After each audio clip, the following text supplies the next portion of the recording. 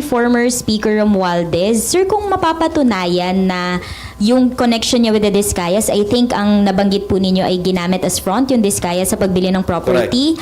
Ano po yung implications naman dun sa kaso ni Romualdez? At the very least, yung direct connection or link niya with the Discayas. Kasi hindi lang ganun. Hindi naman siguro nag-ahente si Discaya. No? Kung siya yung front, siya yung lumalabas na bumili, ganun na lang kalaki ang tiwala, kung totoo ni former speaker kay Discaya. So hindi ganun kababaw yung kanilang yung kanilang samahan. So, ibig sabihin, sir, kung may ganun silang connection, mas malalim pa yung ibang possible transactions nila? Correct. That is the implication. I'm not saying na cast in stone na talagang involved na talaga si former speaker. At least we have something to start with, di ba?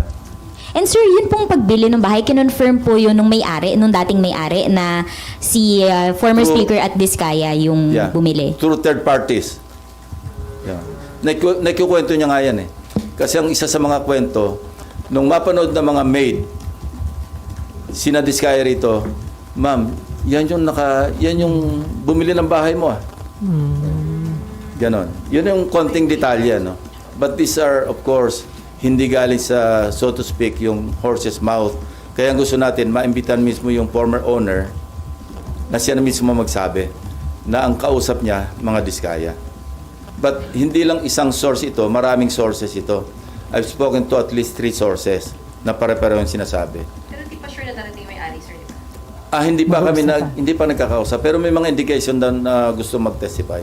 Pero sir, wala kayong hawak mga dokumento ng bentahan, wala. ng proper, wala pa. Okay, meron ka pa? Okay, Nympha. Thank you. Sir, pa-clarify lang, tama po ba yung sinabi niyo kanina na si Bernardo is seeking custody kay